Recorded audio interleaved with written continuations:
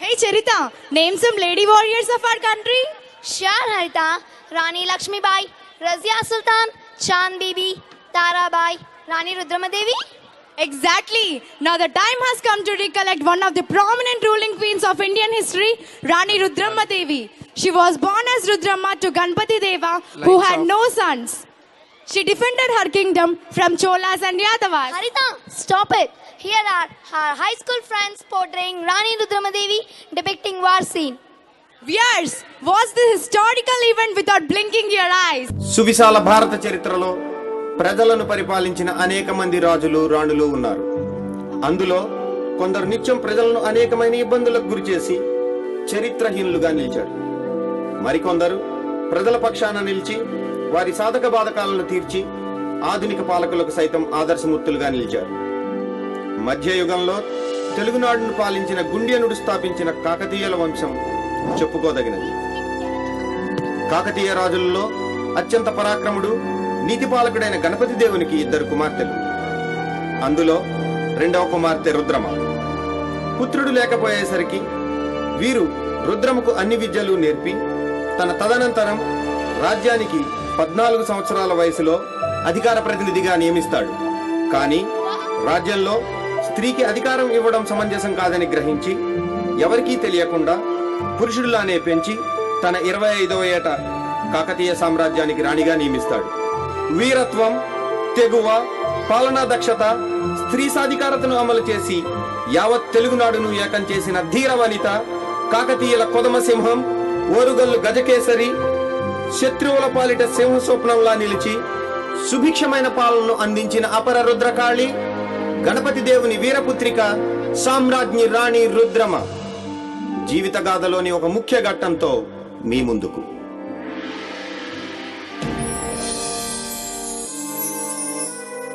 సామంతులారా, ప్రజలారా, వివిధ రాజ్యాల నుండి పట్టాభిషేక మహోత్సవానికి విచ్చేసిన రాజులారా, అందరూ వినండి. మనమంతా ఎదురు చూస్తున్న ఆ మహత్తర ఘట్టానికి సమయం ఆసన్నమైనది. మన కాకతీయ సామ్రాజ్యపు రాణిగా మా రెండవ కుమార్తె రుద్రమను నియమిస్తున్నాము. ఇది మీకు సమ్మతమేనా?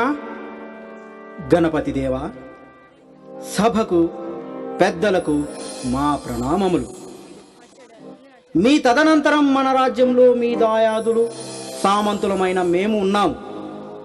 అయినా సరే మీరు మమ్మల్ని రాజ్యానికి రాజులను చేయక ఒక అబలను రాణిగా నియమిస్తారా? ఇది ఎంతవరకు సమంజసం? ఆడదాన్ని అందరం ఎక్కించడం రాజ్యక్షేమాన్ని కాంక్షించడమేనా? మేము దీనికి పూర్తి విరుద్ధం. ఓరి అంబదేవా, నిన్నటి వరకు మా రాజ్యంలో సామంతునిగా ఉన్న నీకు ఇంత అహంకారమా? మా ఆజ్ఞనే ధిక్కరిస్తావా? ఎవరు ఒప్పుకున్నా ఒప్పుకోకపోయినా మా కుమార్తె ఈ సువిశాల కాకతీయ సామ్రాజ్యపు యువరాణి. ఏమంటారు మహామంత్రి? అసమాన ధైర్యశాలి, శత్రువుల గుండెల్లో సింహంలా నిద్రించే కార్యశీలి రుద్రమను మన రాజ్యపురాణిగా నియమించడం అంతకన్నా మహదానందం మరొకటి లేదు. అంబదేవా, స్త్రీలను చులకనగా చూడడం మన హైందవ భూమిలో తగునా? ఆలోచించండి. మీరందరూ ఎన్ని మాయ మాటలు చెప్పినా మేము ఆమోదించము. ఇంటి పనులు చేసుకోవలసిన ఒక స్త్రీని రాజ్య సంరక్షణకు నియమించడం ఉత్తమమా? ఇది మాకు అత్యంత అవమానకరం. ఇందుకు మా అసమ్మతిని ప్రకటిస్తున్నాం. మహామంత్రి, యువరాణి పట్టాభిషేకానికి సన్నద్ధం చేయండి. చిత్తం మహాప్రభు, తమరాజ్ఞ.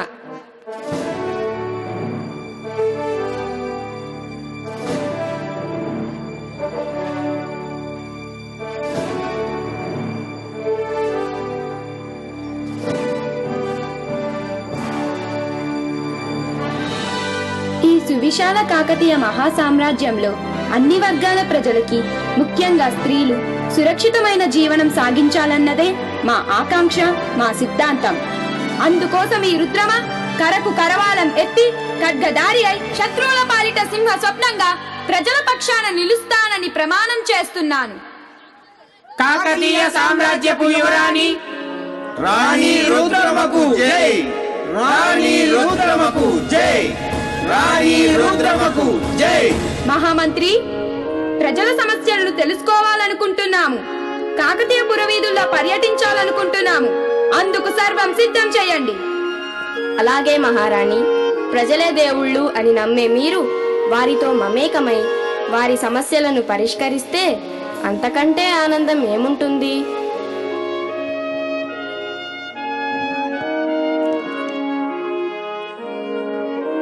ఇలా పురవీధుల్లో సంచరిస్తుంటే ఒక ప్రాంతంలో స్త్రీ పురిటి నొప్పులతో బాధపడి మరణిస్తుంది. ఆ సంఘటన రుద్రమ హృదయాన్ని కలిచివేస్తుంది. అప్పుడు రుద్రమ ఒక సాహసోపేత నిర్ణయాన్ని తీసుకొని మహామంత్రితో ఇలా అంటుంది. మహామంత్రి, మన రాజ్యంలో ఒక్క మాతృమూర్తి కూడా ప్రసవ వేదనతో మరణించడానికి అవకాశం లేకుండా ఎక్కడికక్కడే ప్రసూతి గృహాలను నిర్మించి సమస్యలను వెంటనే పరిష్కరించండి. ఇలాంటి సాహసోపేత నిర్ణయాన్ని తీసుకొని రాణి రుద్రమ అనిపించారు. అలాగే ప్రసూతి గృహాలు నిర్మించి మహిళల రక్షణ విధిగా నిర్వహిస్తాం మహారాణి. మహారాణి, నెల్లూరును పాలించిన మనుమసిద్ధి ఆస్థాన కవి అయిన తిక్కన తమరి సందర్శనార్థమై వేచి ఉన్నారు. తక్షణమే ప్రవేశపెట్టండి. కాకతీయ గజకేసరి, సామ్రాజ్ఞి రాణి రుద్రమకు మా ప్రణామములు. మీ యొక్క శక్తితో, ధీయుక్తితో ఎంతో మంది రాజులను, రాజ్యాలను స్వాధీనపరుచుకున్నారని మేము వినియున్నాము మహారాణి. మీ పరిచయం, మా రాజ్యానికి రావడానికి గల కారణాన్ని వివరించండి. మహారాణి, మేము మనుమసిద్ధి ఆస్థానంలో ఉన్న కవిత్రయ కవులలో ఒకరిని, తిక్కన సోమయాజి నామధేయుణ్ణి. మీ యొక్క పరాక్రమ విషయం తెలిసి మా ప్రభువుల రాయబారిగా మిమ్మల్ని ఆశ్రయం కోరి వచ్చితిమి.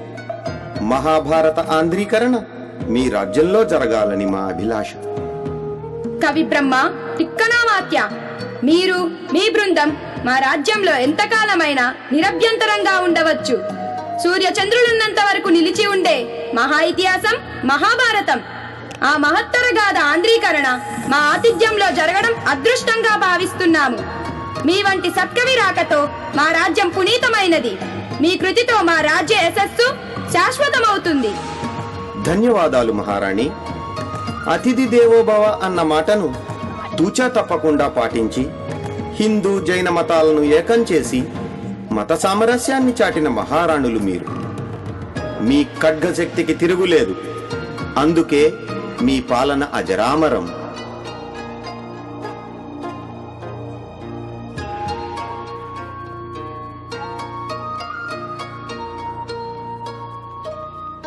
ఈ విధంగా ఆంధ్ర మహాభారత ఆవిష్కరణ తన రాజ్యంలో వ్యవసాయానికి పెద్ద పీట వేస్తూ విశాలమైన తటాకములు తవ్వించడం రుద్రమ్మ తీసుకున్న చారిత్రాత్మక నిర్ణయాలు.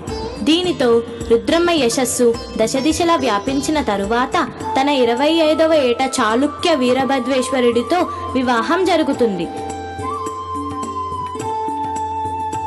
రాజ్యయోగ క్షేమాలు కోరే రాజులారా, మంత్రులారా, మన చుట్టూ శత్రుమూకలు అదును చూసి మన రాజ్యంపై విరుచుకుపడేందుకు పొంచి ఉన్నాయి.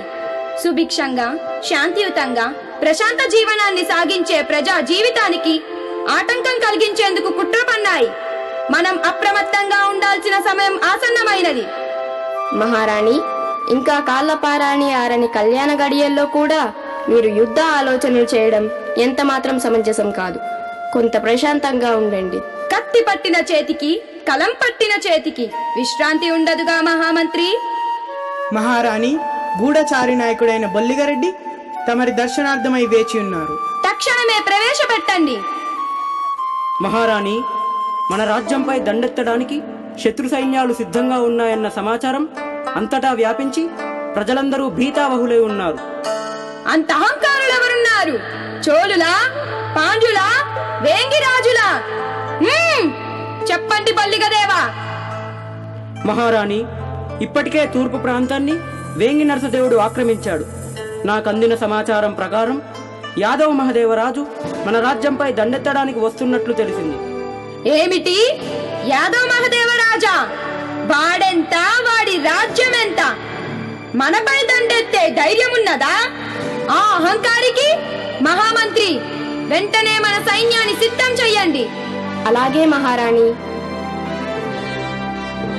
గోన గన్నారెడ్డి, మాయాల గండి నాయకుడు, మల్లికార్జున సేనాని వీరు ముగ్గురు రాణి రుద్రమదేవి ముఖ్య సైన్యాధికారులు.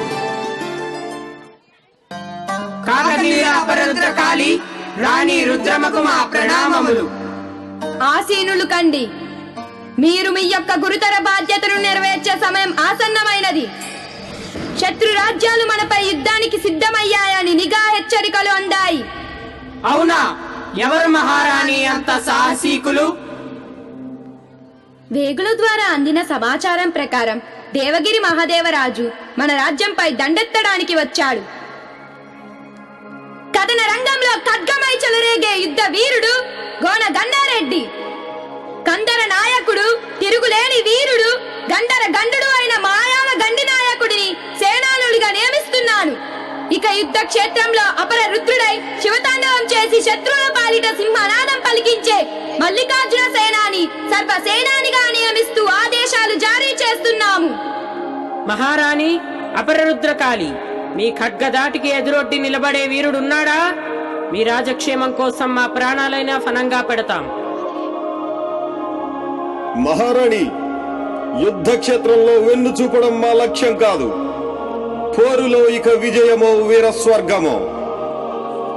మహారాణి, రాజ్యక్షేమమే మా ఆశయం. స్త్రీ సాధికారతను అమలు చేసిన ఉద్యమకారిని, పురుషాధిక్యతను మెడలు వంచిన మీకు దేవగిరిరాజు లెక్క. ఇప్పుడే అందిన వర్తమానం మహారాణి. మన చిరకాల ప్రత్యర్థి వల్లూరు నేలే అంబదేవుడు కూడా మన రాజ్యంపై దండెత్తే అవకాశం ఉందట. రుద్రమ చేతిలో అన్ని యుద్ధాలలో ఓడిపోయిన అంబదేవుడు అవకాశం కోసం ఎదురు చూస్తున్న సమయంలో మహదేవ నాయకుడు కాకతీయ రాజ్యంపై దండెత్తుతున్నాడని తెలిసి అతనితో చేయి కలుపుతాడు. ఇక ఎలాగైనా రుద్రమను ఓడించాలని గూఢచార నాయకుడు చెరకు బొల్లిరెడ్డిని లోబరుచుకుని కాకతీయ రాజ్య రహస్యాలను తెలుసుకుంటాడు. యుద్ధోన్ముఖులను చేయడానికి జాయప సేనాన్ని ప్రవేశపెట్టండి. శభాష్, మంచి నిర్ణయం. జాయాప సేనాని రూపకల్పన చేసిన పేరిణీ నృత్యం మన సైనికులను సమరోత్సాహం చేస్తుంది.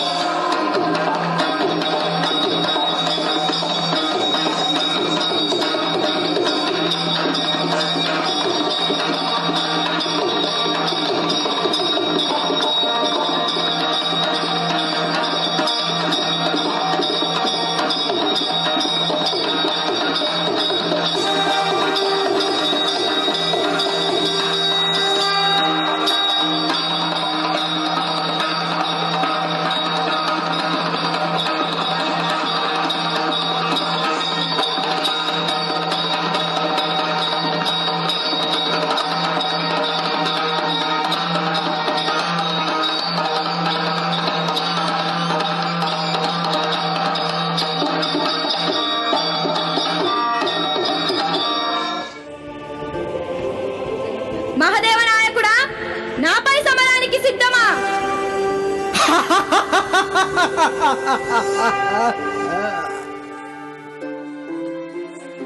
ఒక మగువ మగవానితో కయ్యానికి కాలు దువ్వడమా? ఎంత కావరము! ఓరి పురుషాహంకారి, నువ్వు ఒక ఉవిదవు, ఆడదానికి అందమా? నీవెంత, నీ రాజ్యమెంత? ఓరి మహదేవ, కుట్రలు కుతంత్రాలతో కొద్ది మంది సామంతులను నీ వైపు తిప్పుకొని ఈ శత్రు దుర్భేద్యమైన ఓరుగల్లునే ఓడించాలనుకుంటున్నావా? రుద్రమా, నీ శక్తి చాలదు.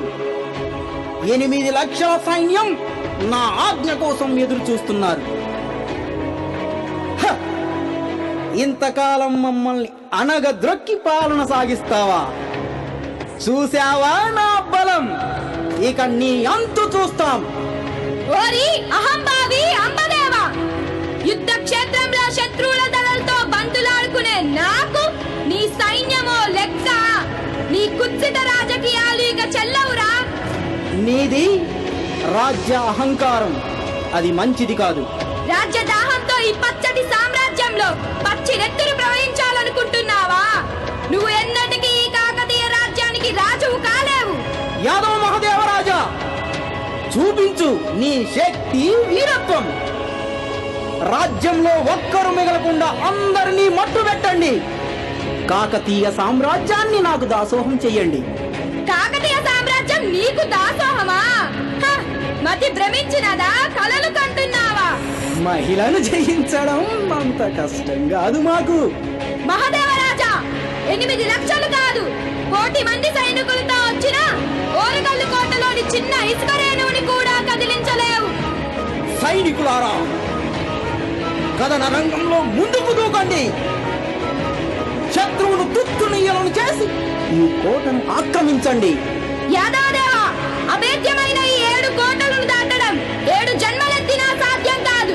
నీ కండ కావరానికి నా కరవాణమే సమాధానం చెప్తుంది.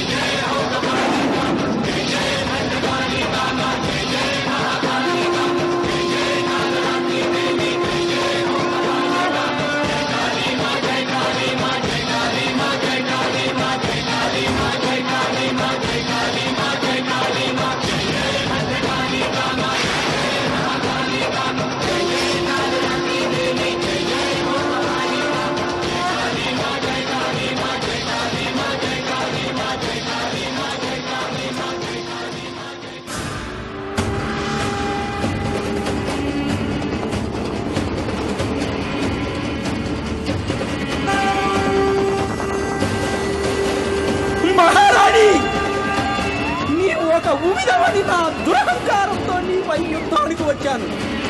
నన్ను చంపకు, నన్ను చంపకు. నా దగ్గర ఉన్న 3 కోట్ల కనకరాశులను సేకరించు. ఆడది అమర కాదు, అది పరాశక్తి అని తెలుసుకున్నాను. నాకు ప్రాణభిక్ష పెట్టండి. నా కత్తి పదును గూర్చి కావ్యాలు రాసుకో, బుద్ధిగా బ్రతుకు. ఆంధ్ర చారిత్రక కన్యక పుట్టినిల్లును గూర్చి జయస్తంభాలను నాటు. ఆ పాద నఖము నుండి ఉన్న నీ మదగర్భాన్ని అణుచుకొని జీవించు. ఆది పరాశక్తికి ప్రతిరూపమైన స్త్రీ పైనే యుద్ధం చెయ్యాలనుకున్నావా? సహనంగా ఉన్నానని సమరానికి వచ్చావా? ఇక ఎప్పుడు స్త్రీలను చులకనగా చూడకు.